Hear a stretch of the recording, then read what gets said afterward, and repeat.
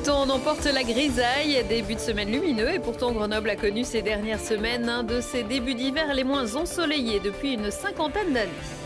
Près de 8000 élèves vont déferler sur le campus de l'université Grenoble-Alpes mardi pour la journée du lycéen. L'UGA qui a récemment été classée parmi les 10 plus belles universités européennes.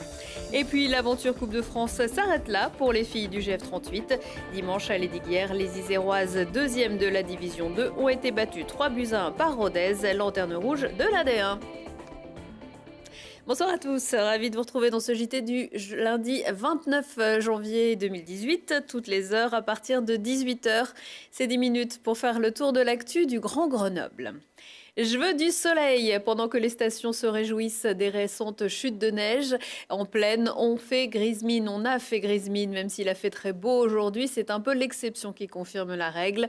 Entre le 1er décembre et le 21 janvier, nous n'avons eu droit qu'à 72 heures et 20 minutes de soleil à Grenoble. Mais heureusement, il y a des compensations. On peut comprendre que tout le monde soit d'humeur assez maussade, d'autant que l'hiver dernier était à l'inverse, dans la fourchette très élevée des hivers secs, doux et ensoleillés. Donc peut-être qu'on avait perdu l'habitude de ces hivers particulièrement perturbés et enneigés. Ce sont plutôt des records de précipitations et d'enneigement en montagne auxquels ont conduit cet hiver particulièrement perturbé. Je dirais que probablement il vaut mieux avoir de l'eau en abondance que de la pollution en pic. C'était le mot du jour. Par ailleurs, avec la restructuration qui se prépare, il y a aussi de la grisaille dans le ciel social de Météo France. 500 emplois sur 3000 vont disparaître dans toute la France. Les syndicats craignent que les stations météo de montagne de Chamonix et Bourg-Saint-Maurice ferment et que le travail des météorologues en Savoie ne soit recentré sur le site de Grenoble. Explication sur cette restructuration par celui qui est aussi élu du personnel, le conseil d'administration de Météo France. Elle nous impose une sorte d'adaptation permanente de la manière dont nous travaillons en fonction des départs, soit à la retraite, soit des mutations de ces centres. Et puis, progressivement, le fait que l'on gère tout depuis Grenoble, avec sans doute quelques, je dirais, imperfections de cette organisation, surtout dues à l'absence ou à la méconnaissance de certains enjeux très locaux, en particulier à Chamonix ou dans les Alpes intérieures savoyardes. Toute cette connaissance locale permet de bien conseiller les autorités sur place pour prendre les bonnes mesures en fonction de la réalité du danger que nos agents sur place connaissent bien. Les changements seront annoncés aux salariés le 9 février. Qu'est-ce que je peux faire? Je ne sais pas quoi faire. C'est parce qu'au grand royaume de l'incertitude, l'ado est roi, que l'université Grenoble-Alpes participe mardi à la journée du lycéen. Plusieurs milliers de jeunes gens sont attendus de 9h à 16h pour s'informer sur les établissements, les formations, les débouchés, la vie étudiante et le nouveau dispositif d'admission Parcoursup. L'occasion aussi de découvrir l'une des plus belles universités d'Europe selon le récent classement du Times Higher Education, classement remporté par l'université de Bologne en Italie. Selon cette étude, peu de campus peuvent revendiquer comme Grenoble le fait d'être entouré par 3 chaînes de montagnes, une vue imprenable et des constructions d'avant-garde qui valent le détour. Sur ces 175 hectares, l'UGA mise en effet beaucoup sur l'environnement. Olivier Escalon. Avec près de 25 000 arbres sur plus de 100 hectares d'espace vert, le campus universitaire est le plus grand parc urbain de la région Auvergne-Rhône-Alpes. Un écrin de verdure, véritable puits carbone, qui est aussi un lieu historique de la recherche sur le climat. C'est à Grenoble que les travaux de Claude Lorius ont permis de démontrer scientifiquement le réchauffement climatique. Fidèle à cette tradition, la communauté université Grenoble-Alpes mène une politique dynamique dans le secteur, à commencer par la gestion de son domaine. Concilier le végétal et l'urbain, ce n'est pas quelque chose qui est très facile, mais ça ne nous empêche pas d'avoir des objectifs extrêmement ambitieux en la matière, notamment en matière de gestion de ces espaces verts avec notre politique et notre objectif du triple zéro, à savoir zéro arrosage, zéro chimie et zéro déchet. Ce qui est tout à fait considérable et ambitieux comme objectif compte tenu de l'importance du végétal sur ce domaine universitaire. Depuis le début des années 90, le domaine met en place un tri à la source. Par ailleurs, les modes de déplacement alternatifs à la voiture sont fortement encouragés. 3 lignes de tramway et 6 lignes de bus desservent le campus. Cette desserte exceptionnelle en transport en commun permet un réel changement des comportements au détriment de la voiture et donc de libérer en fait une capacité importante de stationnement que l'on peut réaffecter à autre chose, en particulier à des projets de construction. Et ainsi, sur les 10 années qui courent, nous allons livrer plus de 60 000 m² de construction neuve sans empiéter sur les espaces verts et donc permettre au domaine universitaire de conserver son caractère de parc urbain. Aujourd'hui, la part modale des transports en commun représente 60% des déplacements sur le campus.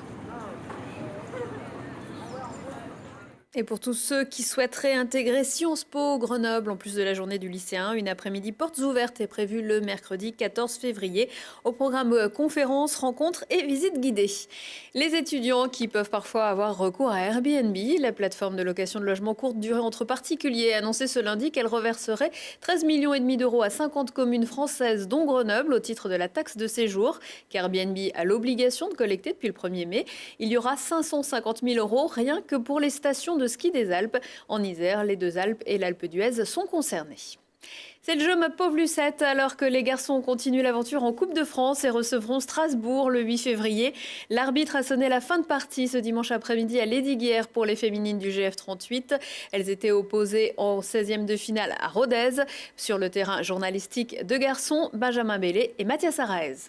Avec l'objectif affiché d'évoluer la saison prochaine en première division, les joueuses du GF 38 tenaient ce week-end un premier test pour se jauger face à une équipe de D1. En 16e de finale de Coupe de France, les Grenobloises étaient opposées à Rodez, bien mal en point en championnat. Seulement voilà, les coéquipières d'Océane Grange n'auront tenu que 2 petites minutes avant de concéder le premier but, suivi d'un deuxième 20 minutes plus tard. Au retour des vestiaires, les joueuses de Nicolas Bac ont retrouvé du mordant. Lucène Doloéoué les redonnait même des espoirs aux bleus et blancs en réduisant le score. Mais c'était sans compter sur l'expérience des visiteuses qui scellaient la rencontre en toute fin de match. On l'avait senti un peu, l'expérience qu'elles ont s'est fait ressentir sur le début du match. Nous, on a mis un petit peu de temps à rentrer dedans et au bout de 20 minutes, il y a 2-0. Alors qu'on est plutôt satisfait du contenu, on est plutôt satisfait du match. On a eu des occasions, on a maîtrisé par moments, on a très certainement une possession de balles supérieure à la leur. Mais il y a un peu d'expérience, voilà, un peu de savoir-faire qui a fait la différence aujourd'hui. Un écart de niveau crucial pour le sort du match, mais que les Grenobloises ont souvent tâché de réduire. Je pense qu'il n'y a pas non plus tellement d'écart, parce qu'on a proposé quand même du beau jeu, elles ont pas mal joué non plus. Je pense qu'on a bien rivalisé. Après, il y a quand même du travail déjà dans la concentration, je pense, d'avant-match. Si l'élimination est amère, le calendrier, lui, en ressort allégé. On n'aura plus que le championnat à faire, mais c'est intéressant d'avoir pu se jauger au moins, d'avoir pu voir à quoi on ressemble face à une équipe qui est en D1 aujourd'hui. Prochain match en championnat le dimanche 4 février en déplacement à Vendenheim. Pas de JO, mais encore une belle médaille pour la biathlète des 7 lots Chloé Chevalier. La petite sœur d'Anaïs, qui elle ira bien à Pyeongchang, a remporté la poursuite de la Coupe d'Europe de biathlon samedi à Valridana devant l'Ukrainienne Varvaniat. Chloé avait déjà remporté l'individuel puis pris la 2e place du sprint. Les Héroises sera donc très attendue pour la prochaine étape de l'IBI Cup à partir de jeudi, toujours en Italie, à Val Martello. De l'air pour le FCG, c'est un Irlandais qui vient jouer les renforts dans les rangs du club de rugby grenoblois. Duncan Cazé vient de signer à Grenoble en tant que joker médical d'Arnaud Hegui, blessé à l'épaule. L'international irlandais des U20 était depuis le début de la saison en déficit de match avec son club de Munster. Prochain match en Pro D2 pour le FCG vendredi à Vannes en Bretagne. Et puis, au rire, etc., c'est terminé. Le festival d'humour en Isère s'est achevé samedi soir à l'heure bleue avec le spectacle de Pierre-Emmanuel Barré. Et c'est le duo absurde et déjanté Camille et Aurel qui a remporté le prix découverte attribué par le public. Ce qui signifie qu'ils reviendront pour le festival en 2019, jouer cette fois leur spectacle en intégralité. On a hâte. À 19h15, 20h15, 23h15, si on parlait, aujourd'hui avec ses invités, Thibault Leduc va descendre un tube de glace direction Pyeongchang, rechausser un monoski 57 ans après son invention et découvrir l'univers musical de Bleu Russe. Prochain rendez-vous avec l'actu dans 1 heure et en replay sur telegrenoble.net. On se quitte avec quelques images du championnat du monde de Snowkite Masters qui se tenait la semaine dernière à l'Alpe d'Huez. Cette année, pour colorer l'événement, d'énormes cerfs-volants en forme de pieuvre et de dragon étaient aussi visibles. Côté compétition, les meilleurs participants pouvaient s'envoler à plus de 3 mètres de haut. Et sur ce, je vous souhaite à tous une très belle soirée. My voice ain't the best